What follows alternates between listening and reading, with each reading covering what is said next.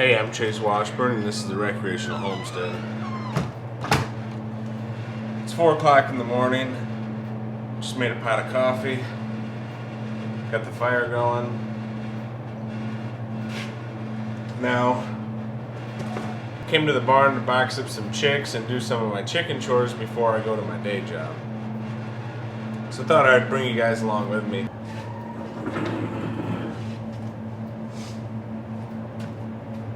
Right now, this place is an absolute mess. I built this barn office when I was raising show pigs, so it was built for that. And now I got these 2 big incubators in here. Right now I'm milking in here. The milking is getting put into the back, which that project's almost done. These incubators are going to get put over there, so I'm tearing down walls. It's a big work in progress.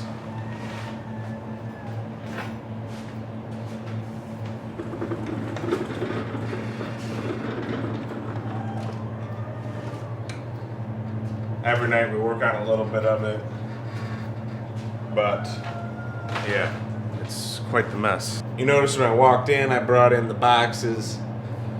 Still a lot of our stuff is inside the house because this place is such a mess and we're trying to redo it all. So we're bringing stuff back and forth, which is a big pain in the butt. And Lydia actually enjoys boxing up the chicks and doing a lot of that.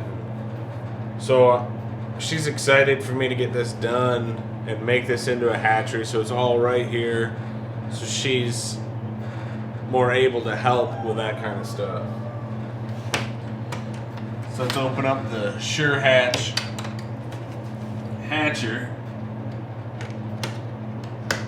Start getting some chicks out.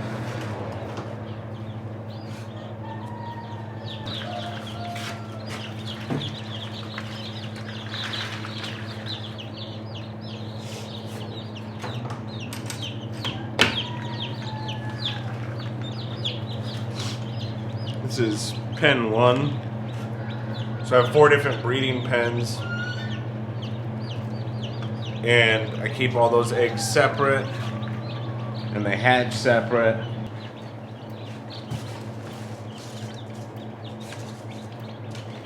So that way when you order your chicks, you'll get chicks from all 4 of my breeding groups.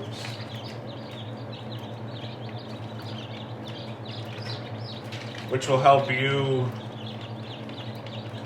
have some genetic diversity when you're starting yours. And if there's anything on these chicks that I don't like, I keep them for myself, and I'll raise those up for laying hens or for meat. So that's 8 in each one from pen 1.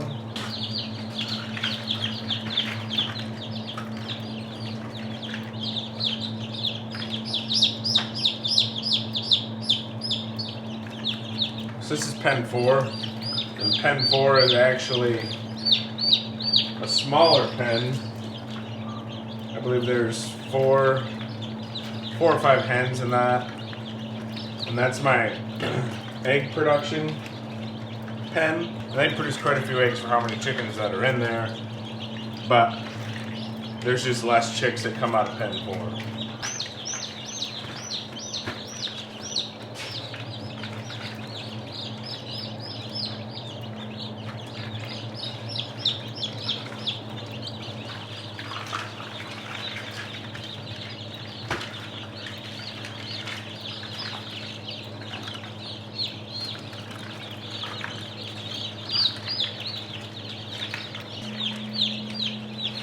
So now that they're all in there, I go back through and double count them.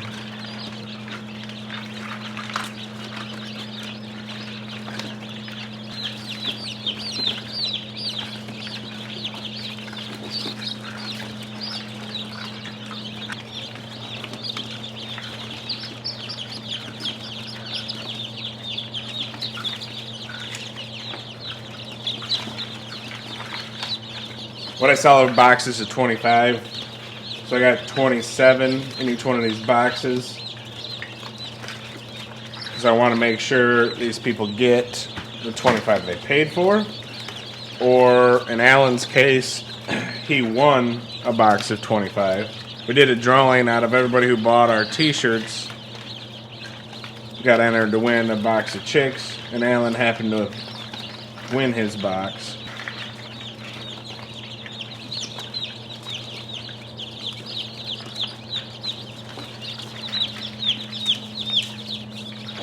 There's that box.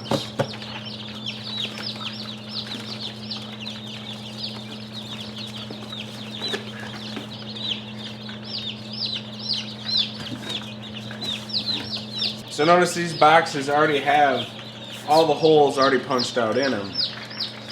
And this is one of the problems we've been having with starting our own hatchery, is getting these boxes.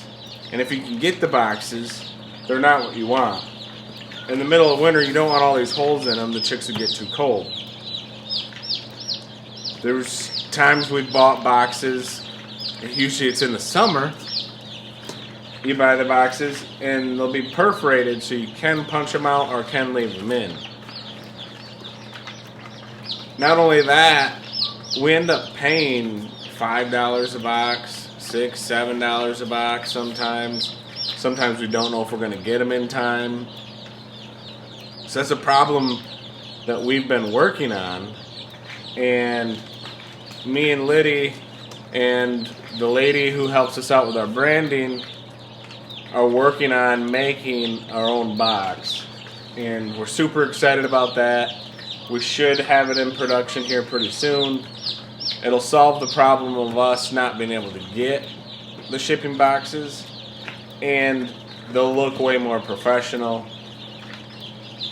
And like right now, I'm gonna have to end up taking cardboard and staple on this to cover these holes, which won't look professional at all, but the chicks will be warm and safe, which is our #1 concern.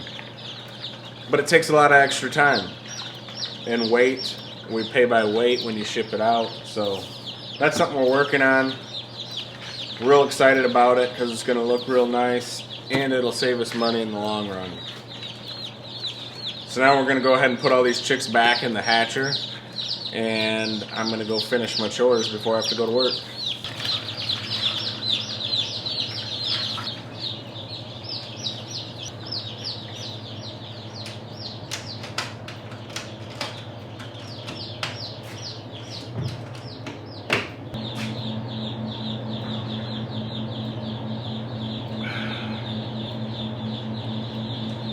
Alright, now let's go to the back of the barn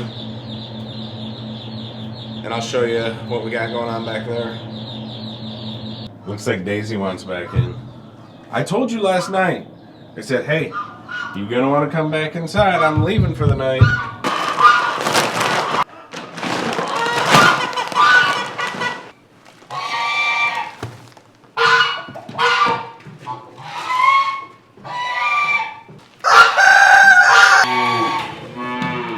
I cleaned all these breeding pens out last night when I scraped out the rest of the barn. But then I ran out of time and didn't get to put the bedding in there yet, which wasn't really a big deal because they mostly just are sleeping.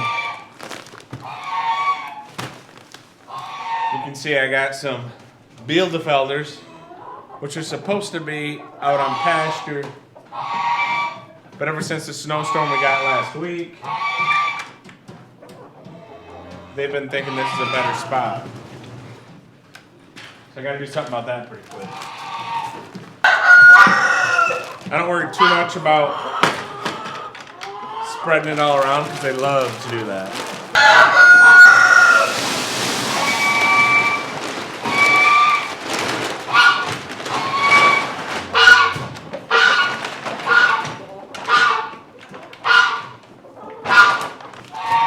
So I have 4 different breeding pens and I do a spiral mating system. So every year, the best of the best new replacement hens, and they go back into their group. I know, I'm gonna feed you in a minute. And then the rooster from 4 goes to 1. The rooster from 1 goes to 2, 2 to 3. Not the rooster they were using last year, but their new rooster that was made. And each breeding pen focuses on something different. So this breeding pen is on meat or size, whatever you want to look at it. This next breeding pen is on structure. The next one is on looks.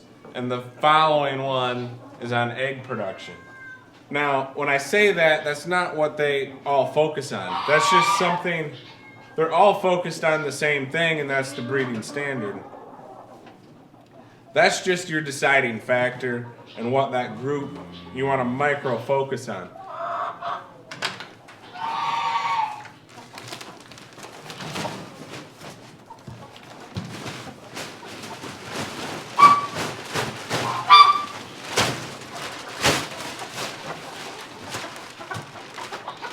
Because we all have to be very careful with breeding these American Bresse chickens. If you look at the dairy industry, that's a good one to follow, look at, and learn from. Because the dairy industry has been breeding Holstein cows for a long time. And they've now are in a situation where they have cows that produce a bunch of milk but can't get bred. Now, as homesteaders, you know that if a cow doesn't get bred, she's not going to produce milk. So what's the point of her producing all that milk if she can never produce it anyway because she can't get bred? So that's a perfect example of them hyper-focusing on the milk production and the other things that go along with that, feed intake, letdown, but forgetting about them getting bred. And I had a lot of that in show pigs. They couldn't have the pigs. They had trouble having the pigs and would die during birth. But if they had that one amazing pig, and they'd take that boar and breed and sell semen on it, and sows all across the country would be bred to this boar that came out of a litter of pigs that the mom couldn't even have because they were so big. So that's just something that we got to be really careful of when breeding these, to not hyper focus on 1 or 2 things and forget about the rest of it. That's my little speech for the morning. It's too early to be giving a speech like that, but they need more food.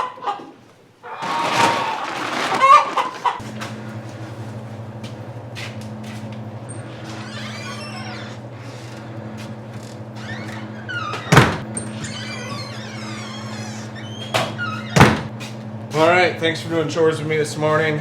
I gotta go get these chicks inside the Liddy so she can take them to the post office today. Alan's probably super excited to get his second box of American Bresse chicks. And I got a couple jars of milk for guys at work. So I'll talk to you guys next time. Thanks for doing chores with me. Don't forget to hit that subscribe button. Is that a great idea?